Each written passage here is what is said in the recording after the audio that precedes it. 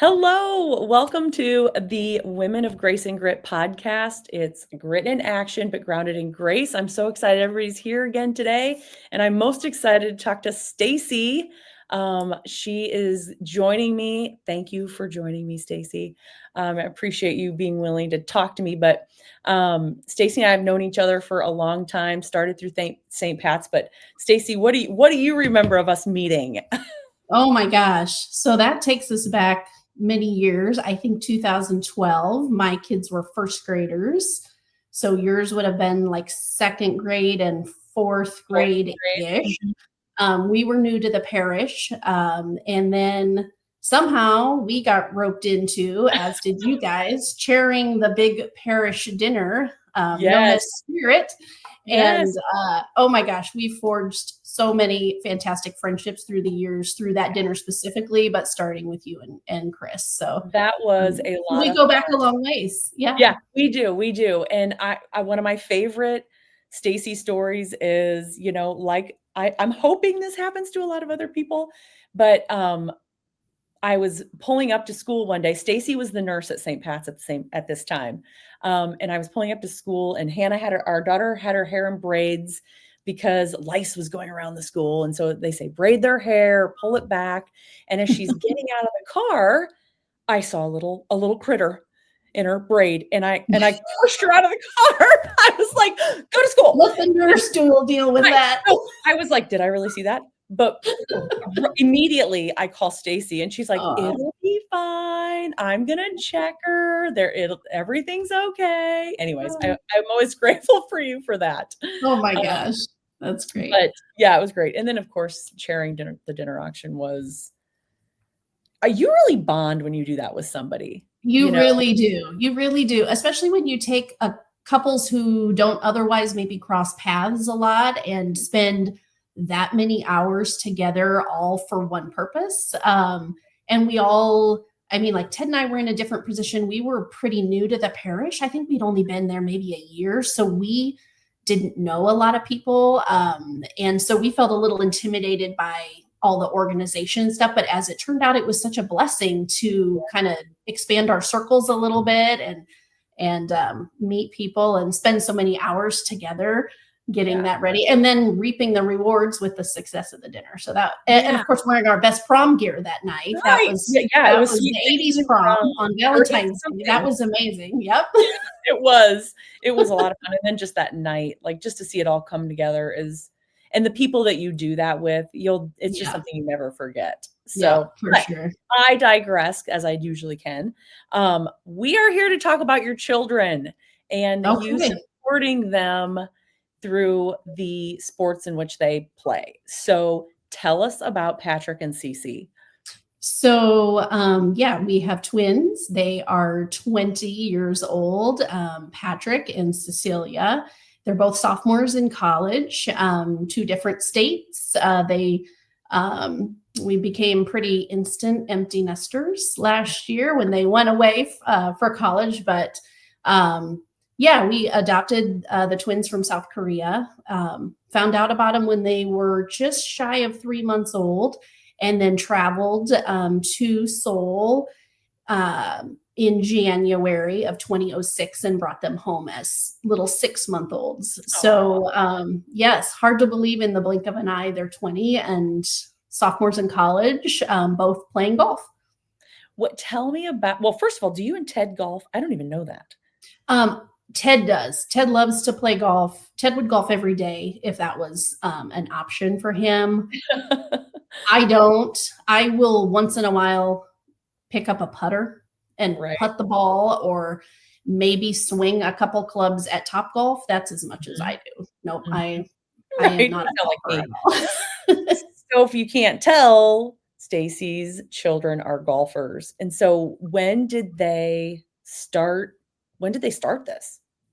So when we brought them home, I quit my job and stayed home with them full time, which was the best job in the world. And as a result, I did all the fun things with them during the day, the crafts, the baking, the parks, the zoo, the store, all that stuff. And then Ted would come home at night, and of course, daddy's home. And one thing that we kind of just, it naturally just happened is he would, once in a while, if the weather was nice after dinner to give me a break, even just for an hour, he would say, I'll take the kids and we'll go to the park or we'll do something. And it would just give me a little hour of quiet time to either clean the kitchen or just have a little time to Yeah. myself. And because he loved golf, he would take them to the golf course. And let's be honest, they were there for the snacks. They called it daddy's course. I mean, they were just little. He went to the Goodwill and bought a couple old putters, cut them down, put little grips on them. He'd Oh take them my, to the course and they would putt. And then they'd go in the pro shop and get their Gatorade and their salted nut roll or whatever something that mom wouldn't let them have. That's what they would do. And so that was their special time with Ted. And those three, it was one thing that he could do with them that I never did. I didn't know anything about golf. It intimidated me. I wouldn't even know how to go to a course or what to do with them or whatever. So it was just kind of this natural activity that he loved, to share his love of the game with them in a way that was fun for, at the time, 4, 5, 6-year-olds. right. And so I just kind of naturally, purposefully didn't get involved because I had so many of the fun experiences with them, that it was just nice for Ted to have something that the kids could ask him to do that they didn't ask me to golf because I didn't know anything about it. It was their thing. And that's kind of how it started when they were That's young. so cool. I love that. Their special thing with their dad, Yep. Yep. let that be his thing, Yep. that's Yep. really cool because Yeah. that's hard. I mean, you have to be very intentional. You know what I mean? You do. And, honestly, I was so thankful that I got time with them every day. Of course, some days you're more thankful than others that you have all that Right. time with them. But it really, it was one thing that I felt like Ted just could have that special bond with them that they could talk about together and do things together that was just his thing. And so as much and selfishly, I kind of enjoyed the alone time once in a while, Yeah. go to the course. We'll see you Yes. later, Yes. it was good for both of us. And it was good for him to just have time, one-on-one with the kids or both of them together without me, mingling and sharing my 2 cents. So Right. it was, yeah, it We was like to do really, that as moms. I know, absolutely. I can guarantee they would have not gotten candy bars and Gatorade at 8 o'clock at night or ever for that matter. But when, with dad, there was different rules and I had to learn that it's okay. Right. Life doesn't end because they had a salted nut roll at 8:30 at night, Right. So So when did as it progressed, it was a fun activity with dad. When did it start to turn into more? Or when did you realize, huh, this could be a thing? yeah, so I will credit Ted for that. We did what classically most Catholic school parents do. We put our kids in micro soccer, when they were 4 or 5, whatever, I don't recall. And we were at St. James at the time. The kids had gone to kindergarten there. And so we had done micro soccer. And I knew after the first game when the kids, they were on the same team, it was still co-ed at that age.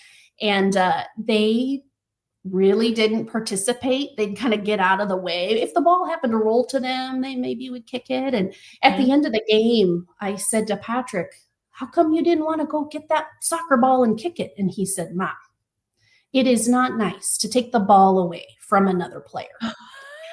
Aha. And it was right then and there that I thought, oh my gosh, team sports may not be their thing. Because both of them were Good that way. observation. Oh my gosh. So after that, team sports wasn't their thing. That wasn't their personalities. They weren't aggressive. They weren't super competitive in that way. They kind of preferred each other and quieter activities, I guess I'd say. So we tried our hand at, Patrick did Cub Scouts for a couple of years and he liked that. He did karate for 2 or 3 years. And that was really good for him for, discipline and Absolutely. structure and all those kinds of things. That was really good. He did backstage crew for musicals. Like we tried to introduce him. He did chess club. Cece tried her hand at ballet. Mhm. She was cute as could be in a tutu, but she was a bull in a china shop. Like that was not her thing. We learned that real quick. Oh my gosh. And then she tried volleyball as a kid, and she was horrified that I was buying her knee pads because she said, I will not be on the floor. Oh, So, just gradually over time, it just kind of narrowed it down to, sure. but they enjoy golf. Mhm. So when they were probably 10-ish, Ted said, my goal would be for them to be good enough um, and confident enough to be able to try out for their high school team someday Mm. because it's important, as St. Patrick's, at eighth grade, everybody splits and goes their separate Yeah. ways. And yeah, you're going to know some kids, obviously, but there's going to be a big learning curve there. And he said, Yep. um, Ted had been a high school teacher and a coach years ago as his first profession. And so he just saw the value in having something that the kids could do that would give them community and would give them a sense of purpose in a high school setting. So his goal was for them to be good enough to make a high school team. And I love so it. he bought a net for the basement, and our little, their little times at the golf course turned into, okay, let's practice your swing. Let's actually go Mhm. out on the course. It was probably about that time that we found a coach that would give them a lesson maybe once a month or so. We were not it wasn't like all gung ho, this is what we've decided, and 5 days a week we're going to focus on golf. It was more just kind of a natural, the better they got at it, the more they enjoyed it, and the Sure, more they enjoyed it, the more they they wanted practiced. to So do. it Mhm. just kind of naturally evolved into something that became part of our lives. And honestly, that was one of the perks of golf, I guess, is when the kids were young, we are I give full credit to families who can manage a lot of activities in the evenings and running from this and that. And that just wasn't our thing.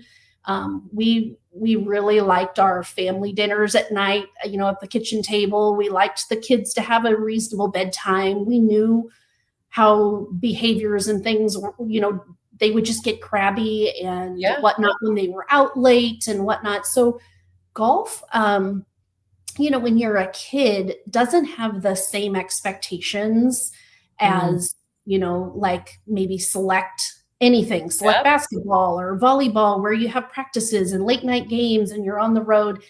It really fit our personality and the kids' personalities that way. Mhm. And so over time, they just enjoyed it, and you could go spend an hour after school if it happened to be a nice day, or they could go in the basement and hit balls into the net, Mhm. and it just kind of evolved from there, really. That's so cool. I love one of my biggest things is feeling like there's a loss of a sense of community in athletics. So, the community piece is really huge. Both of you touching on Ted, knowing from being an educator that that was gonna be important to help them thrive when they went Hmm. to that next level of education, huge. That's such a huge Hmm. thing. And whether it's golf or basketball or football, whatever it is, just having something to join right as you go in, it can be a game changer, Oh, for sure, for and he sure. obviously had the professional experience at that, and that was always such an important thing, and I think we lose that sometimes, but, Yeah. um Yeah, and he also knew that kids that had activities and things yeah, stayed out of trouble. Not that our kids ever gave us any indication that they would get into trouble, but kids, they tend to thrive when they have something bigger than themselves to participate in yeah, or to look forward to, or when they have a solid friend group and they're not out there searching for who am I going to hang out with today and that's right, that's whatnot. right. So it was really important for them to establish that, and that was really our only goal at the time, was for them to find their people and to Right. be a part of something that they felt successful doing. And as it turned out, they did much more than just make their high school team, they were very successful. So Right. So, okay, so let's talk about that. So how did the high school journey look? And then I can't wait to hear a little bit about the decision to where to go and what were the factors that played into that beyond high yeah. school? Yeah. So, yeah, high school, their goal, both of them. So, in Nebraska, girls play high school golf in the fall and boys play in the spring. So, Cece had her first shot at it. And as it turned out, after eighth grade, we moved to a different city. Mhm. And so, everybody was new. So, we were so thankful that the kids both had golf because that was a way that they immediately formed friendships or at least found familiarity in people that they had seen on the golf course that summer or whatnot. So, yeah, so Cecilia as a freshman made the varsity squad. We're in Columbus, Nebraska, so it's not like, we're in New York City, making No? some varsity squad, for her as a freshman, that was a big deal. She was Absolutely. very successful. She won I don't know how many tournaments that year. She finished ninth individually in the state that year for state. She was so green, she had no clue. Like the night before the districts, she said, "Mom, what are districts? Is this important?" She had no clue. She was just Freshman. innocent. She was just Right, innocent like that with no older siblings. She didn't know, and I had never thought to like explain right, that to her, I guess. right. And then the state tournament, she was like, "So this is it. So this is important, right? Yeah, this is Right, it.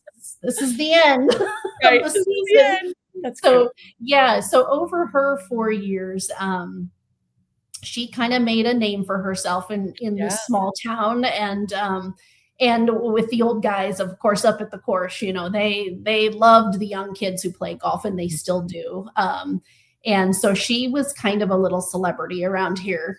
She would tell you it's because she's the only Asian in Columbus, and that's why people know her. But truly, she's just a gem off and on the course, Yeah. and of course, when a girl is good, of Oh, course yeah. that's impressive. So her team won runner up state in her sophomore year. Okay. And then Cecilia medaled all 4 years of her high school career. She won the individual state championship as a sophomore here on her home course, which was really an Wow. awesome time. So um, Yes. Patrick was very similar. His season was in the spring, so they had almost a full school year to create those relationships and practice with those Good point. boys. Yeah, and it was such a blessing because as a freshman, there were some really nice upperclassmen Mhm. boys who kind of took Patrick and another freshman under their wing and just we were so thankful for that. And they, as freshmen, I think they were state runners up that year. They won the state championship sophomore year, and then they were runners up again as seniors. So the boys also had great seasons. And yeah, it was really it was really a good time. Those Those are 4 years those of are high like school. memories those are like core memories, right? Yes, That you for guys sure. built, and you've probably built great relationships along the way too with families and just you personally, I mean. Yeah, we did. It's different. It's golf is different in that you're not sitting shoulder to shoulder in the bleachers with other Sure. parents for extended periods of time. So yes, there's relationships, but once the tournament begins, everybody's off watching their Going own there. Mhm. their own athlete. So it's a different kind of relationship. You see them at the beginning, you see them at the end. Everybody, how'd they do? Because you're spread across 18 holes. You don't Right. know. And the blessing of golf, high school, and at the college level as well. You're competing. Golf is mostly an individual sport. Mhm. In many ways, it's just that you're it. You rely on yourself, but at the high school and the college level, it's also a team sport. So Mhm. five teammates play, and then as a team, the top four scores are added, and then the lowest score is the winner. So It was really nice when they got to high school because they had done some junior golf tournaments in Nebraska just as individuals to be Yeah. part of something bigger too, to have those Yeah. teammates. Because even though their personalities tend to be more reserved and quiet, they're not kids who need a million friends or need to be out on the Mhm. weekends all the time. Mhm. They're just not that way. That's never been their personality.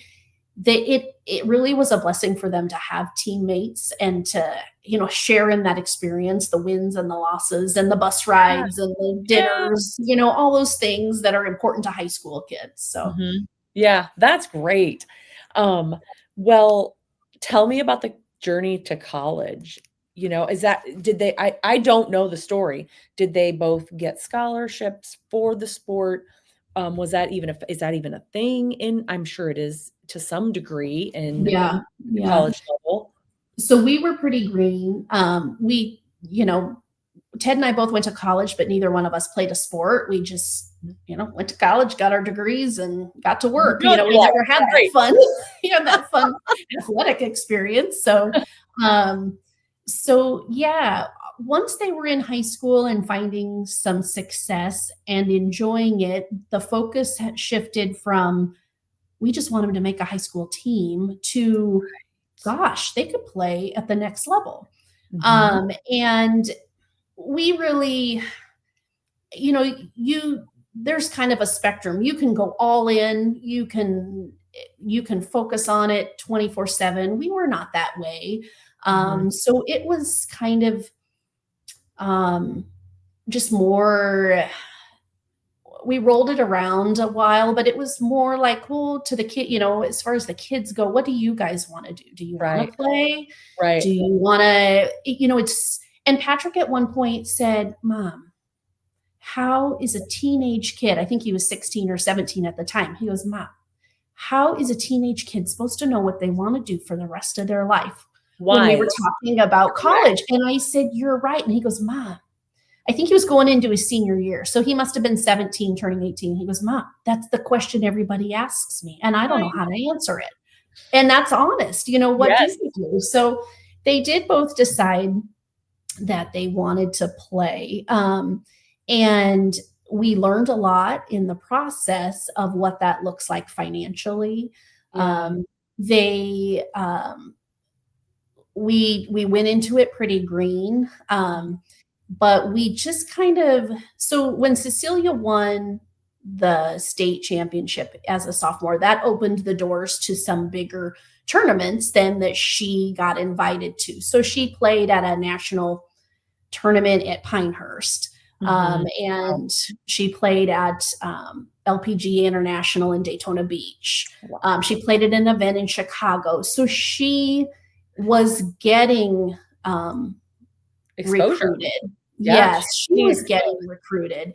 And so June of your junior year, you can actually be contacted then by coaches and officially, officially Right. contacted. And she was getting a lot of attention from all divisions: D1, D2, D3, NAIA, some junior colleges, and everything in between, especially in this part of the country, in the Midwest. They keep track of their golfers here. And she had offers at every level. And Patrick had was getting recruited as well, but not at all the levels.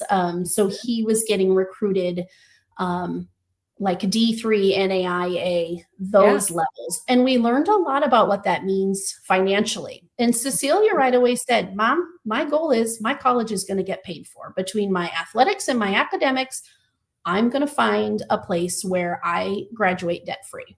Good for her. And Ted and I thought, okay, good luck, because we weren't sure what that meant. Like, Right. okay, hope that's true. And as it turned out, yeah, She did. she did. She absolutely did. And when this, so okay, so Cecilia's at Long Island University in New York. Not at all where we did not have the northeast part of the country on our radar at all. We were sure she would find herself in a sunny, warm state somewhere. She loved Arizona. The kids had both played at a tournament in Scottsdale. And she would just walk up and down the fairways and look at the fruit trees in January and say, I'm going to live here someday, and so we were sure she would go south. But when that coach reached out of the blue, I right away said, no, we're not interested in Long Island. And Ted, the voice of reason, said, why are we not interested? It's an official visit. Let's go and see what they have to offer. Like we've always told the kids, like college is a time to go have an adventure. You're always come back. You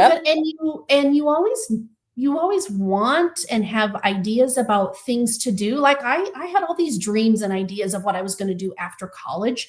But the reality is after college, you have a job, you only maybe have a week or two of vacation a year. You have no money. Right. And then maybe you get married and you have some kids. And then pretty soon you're like, well, I have no money. I never got to see the world like I said I was going to do. So we had always encouraged them. Don't limit yourself. Just stay open to the possibility. So here I was saying, oh, absolutely not to New York. So the voice of reason, thankfully, my husband said, let's go. So we all went. It was around Thanksgiving of her junior year. And I am embarrassed to say we fell in love with the place. Like it was just unbelievable how much we felt comfortable with the program, the campus, everything about it was just amazing. Now, when she went, did she meet with the coach, like the golf coach? Did they sort of engage with her on that visit? Oh, yes, for sure. We met the coach. We spent most of the weekend with her.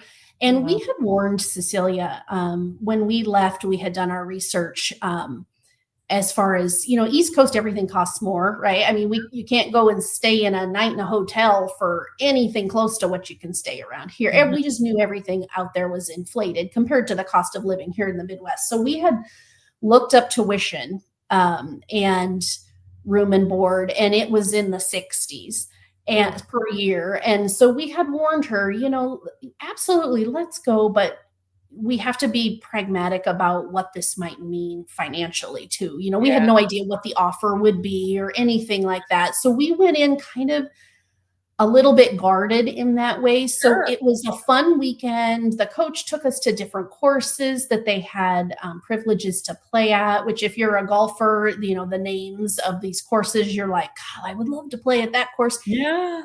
They have full access. They're out on Long Island. And so it's a beautiful area. They're about 45 minutes east of New York City, about 45 minutes by train. So it's very, it's exactly what you imagine New England to be with a lot of money in that part of the world. And so when the coach made the offer, we kind of caught ourselves. And initially I thought, oh crap, like because it was in a good way. Yes. I might lose my daughter to the East Coast because this just became a very, real possibility. I mean, like, oh my gosh. So, but at the same time, she wrestled a lot with a university at a lower level of competition. So LIU is D1, that was in South Florida. And she loved it because she loved the faith aspect. It was a private Catholic university. She loved the weather, South Florida, just east of Naples. She could play outside all the time. I mean, they had pools on campus, like there was just so many things that a girl was, she was just amazed by. And so that was a good offer as well. And so she really wrestled with, back and forth what to do, and ultimately chose LIU. And going in, I got some very wise advice from actually one of your previous guests, Amy. Her name, Amy, yes. Yes. So shout out to Amy. She's been my go-to because we didn't know and still don't know a lot about golf. But she had told me one time, make sure that when your kids, if they want to play in college, they're picking a college that they love, not a coach, not certain Mhm. players, but the college. Because if something happens and they get injured, or and they don't play, or if the coach ups and leaves, because it's a business, It and happens. coaches can change jobs just like anybody else. Yep. They have to be happy with where they're at. And that really stuck with me. And we were thankful that she really was happy with that, because after she committed and signed with them, the coach announced her resignation just that fast. Oh my Um, gosh. so we went into it blind. She went into it blind as a freshman, not knowing who the coach would be. Um, Wow. but thankfully, she felt like, and as it's turned out, she's in her second year now there. She thought she had picked it for the right reasons. And as it turned out, coaches might come and go, and that, has its own level of disappointment or whatnot. But the reasons why she's at LIU are still there. And so she's very happy there. So, Good. yeah. So are the kids on different seasons still in college? So both kids, so Patrick plays at Waldorf University, which is about 2 hours south of Minneapolis. So he's only about 5.5 hours from home by car, which is really nice. Yeah. And their school is NAIA. Mhm. And yes, so they both in college golf, they have fall season and spring season. Oh my word. So yes. So both kids, Patrick just finished up this last week. He had, I think there was 5 tournaments this fall, and Mhm. then it's a kind of off season now as it gets colder, especially in the Midwest. There's not a lot of outdoor things. There's plenty you can do indoors, but outdoor golf kind of takes a back seat there. Then they'll pick up again. Cecilia's season will pick up in late February. They'll play south in Florida, South Carolina, Houston, southern areas where you can play golf in late February, early March. Patrick's competition is more regional. So last year, I think their first tournament was maybe mid to late March in Missouri, like southern Other Missouri. yep, Yeah, yep, South. yep. So, Oh my gosh. So I know we've kinda, we've kinda talked about this before, but how do you and Ted keep up with it all? oh my Just gosh. I mean, walk Yeah. us through a normal week of your life trying to support your athletes. Yes. So, Ted's job is not, unfortunately, not very flexible.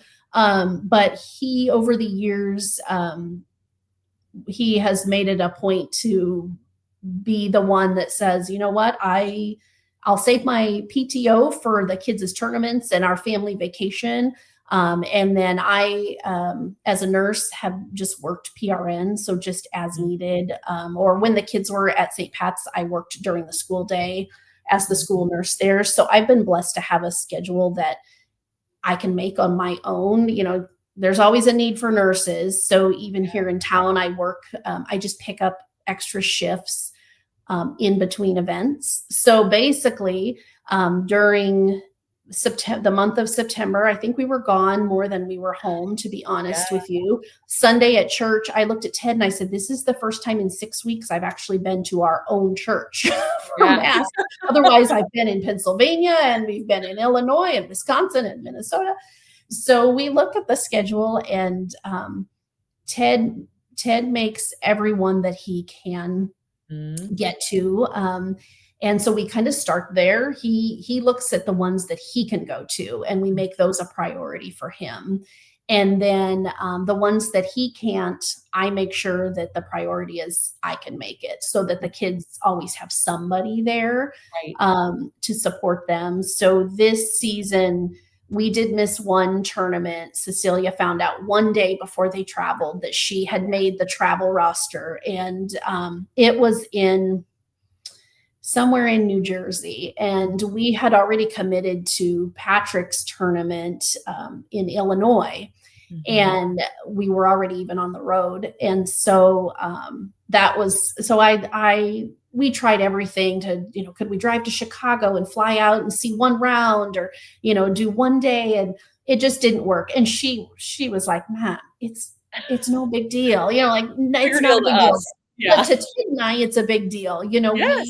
we love the opportunity, and you just don't know what life brings you tomorrow. So um, that's the one thing that we've always committed to, is trying to have at least one of us at every tournament. And so far, other than that one in New Jersey, we've been able to swing it. That doesn't mean that it's pretty. We've stayed in some sketchy hotels, like because it's not cheap to travel, No. especially last minute. So if it's a last minute trip, like a few weeks ago, Cecilia made the roster and was going to Boston.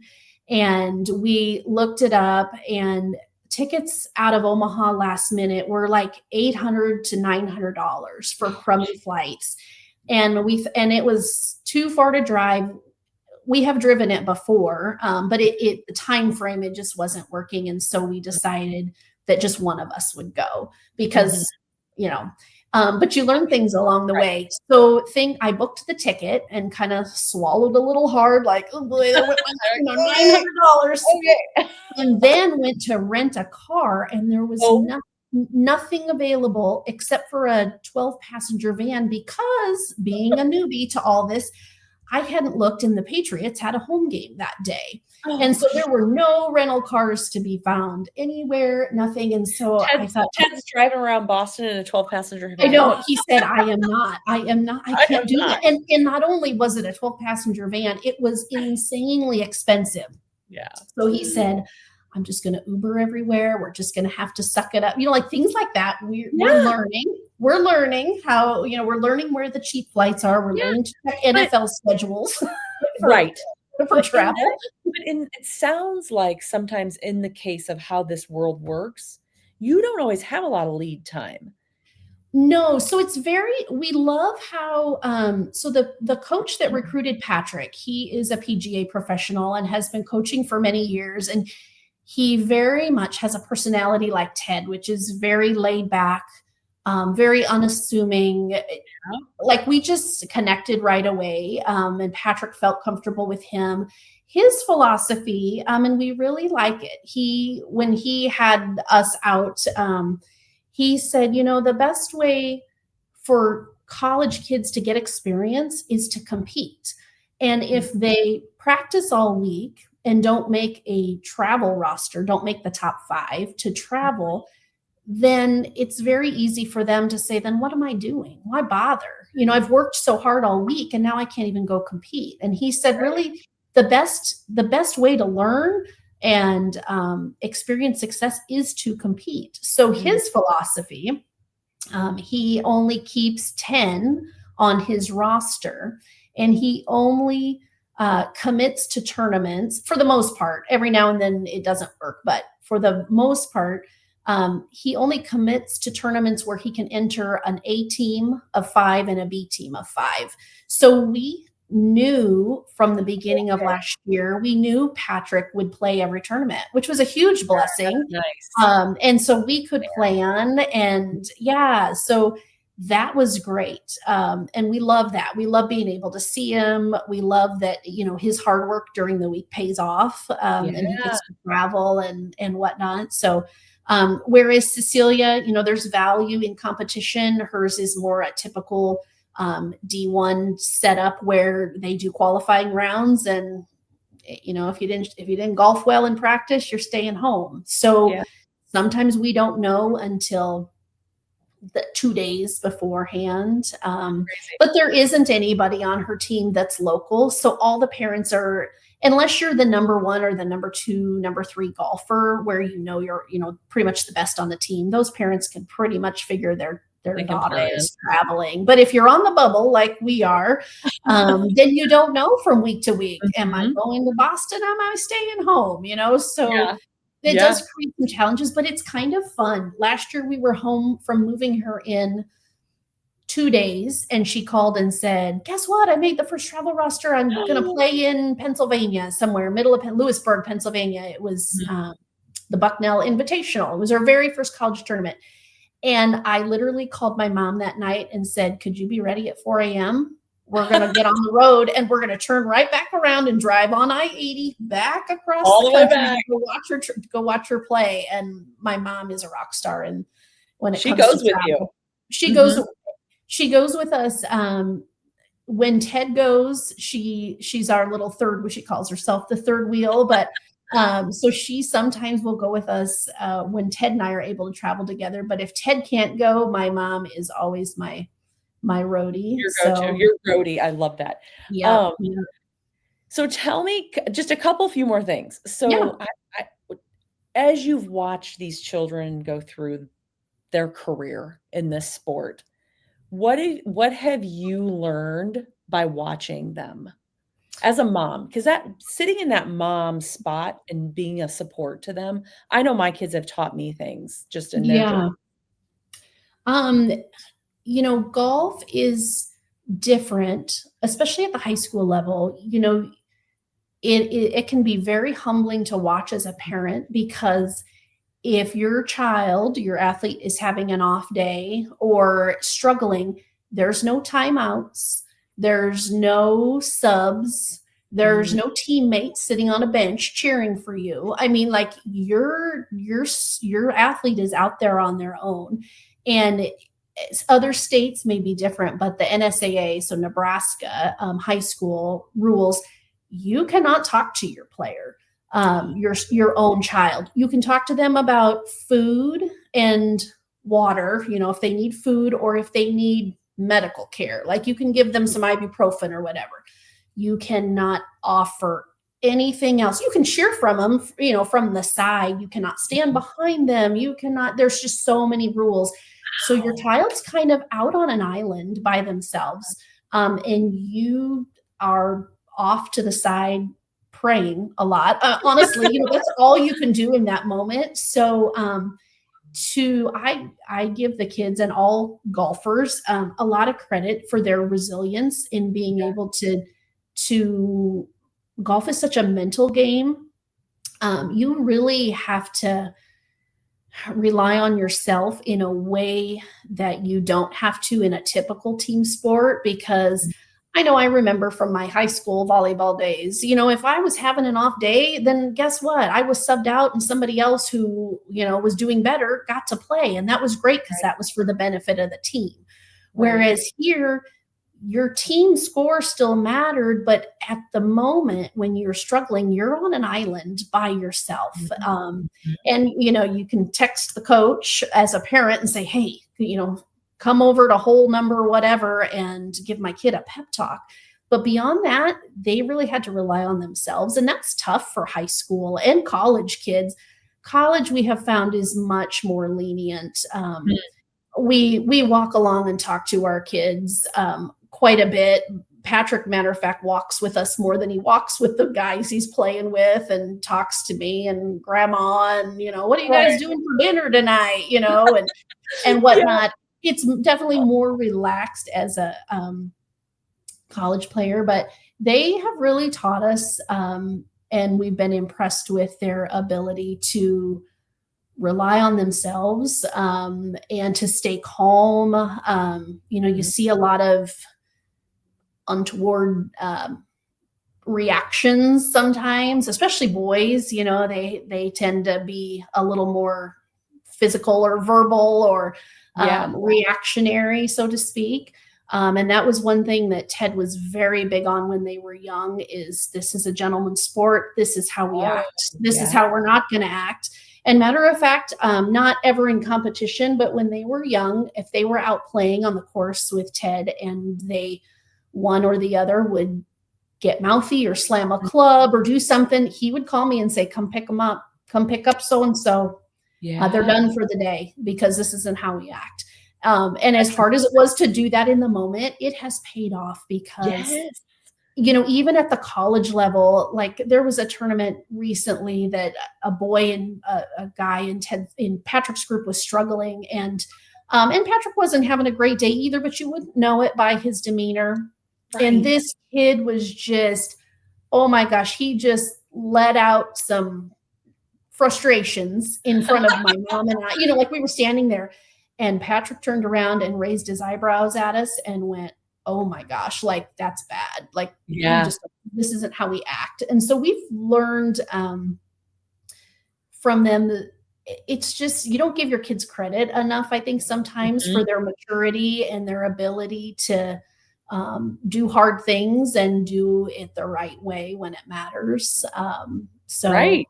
yeah. And that is it's inspiring, I'm sure, to watch, and they're the poise that they have to have. They have to learn it, Yeah. and then to maintain that. It always is, I mean, I don't know a lot about golf, but I watch it, um, and it's just incredible to me to see what they are such in a hot seat.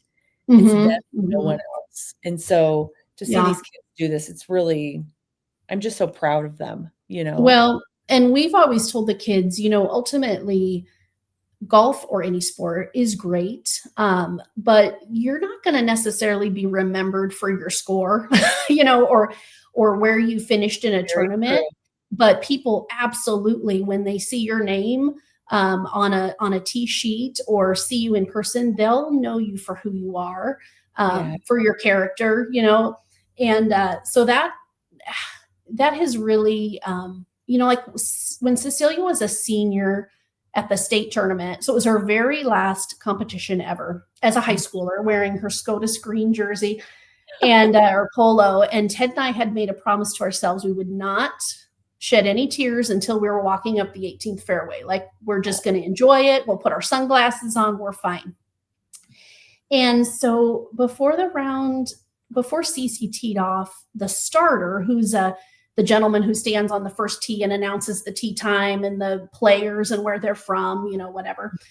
We saw him in conversation with Cece, and he even had his arm around her at one point, and I didn't really think anything of it. We knew him just because we'd seen him at so many tournaments and didn't really think much about it. And he announced him. They teed off.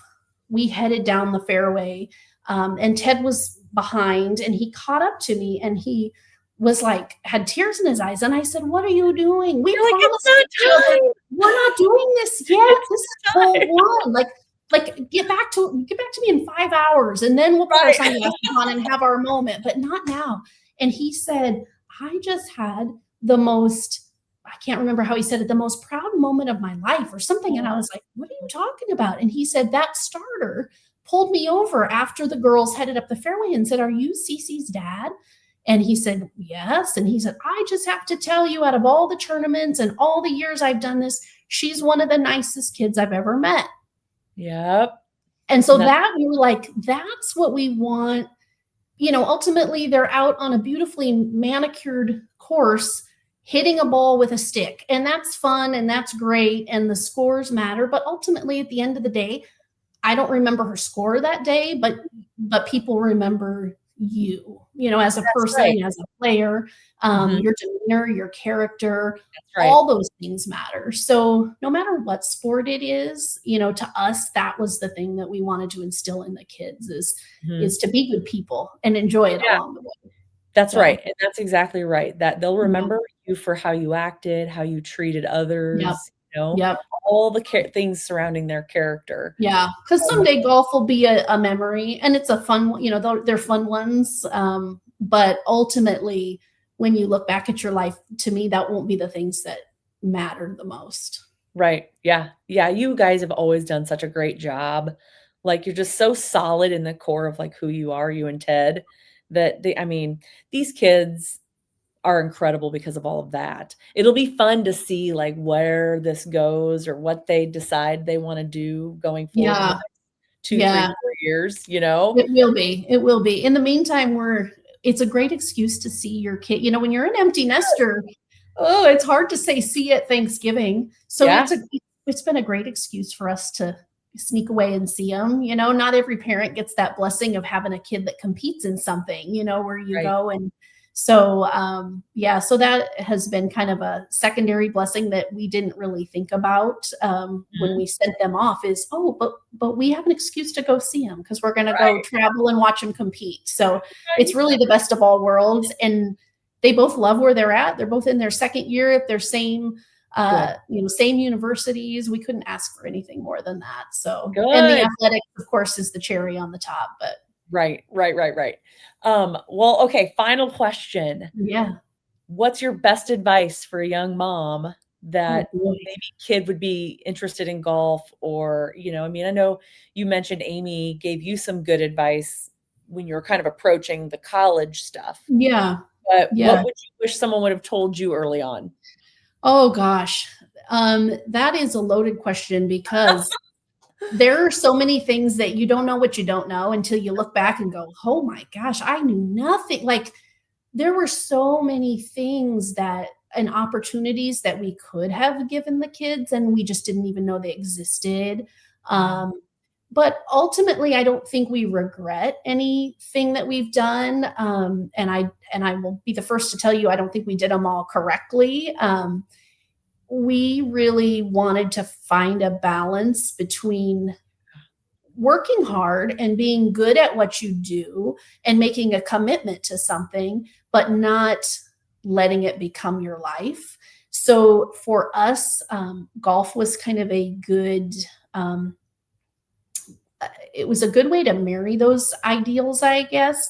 But starting out, really the best thing if you want your child to be involved in golf is to start, at least here in Nebraska, with Nebraska Junior Golf. It's a great way for kids, young kids, all the way through once you've graduated from high school. As little as under 7, I think, is the first age range. And it's a great way to introduce your child to the sport.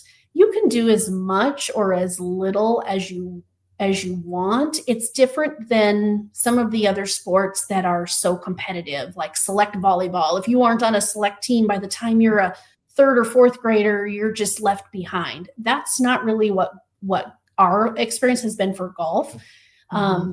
You can pick it up at any time. It's such a great way to make and maintain relationships with people. Some of Cecilia's and Patrick's best friends were competitors from the other team because you walk side by side with them for 4 to 5 hours in Yeah. a round. I mean, you know more about them than probably their own parent does for the Right, day, because right. it's just, it's such a great opportunity for kids in that way. But finding a parent who has walked the walk, especially for golf, like in my case, Amy has been a huge resource for us because she, with her husband playing, and then of course her kids being older, a Mm. couple of them older than mine, she always had good advice for me, and I was always so thankful for that because I had no clue other than Right, Google. I really right, didn't know what tournaments are available, where do I start.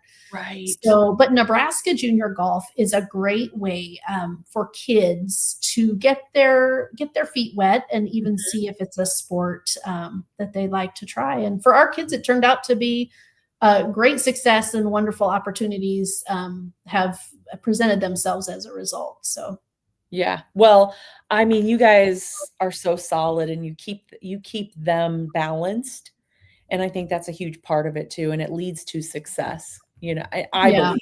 yeah, yeah. What do It's I fun know? watching them mature and turn into young adults with Yes.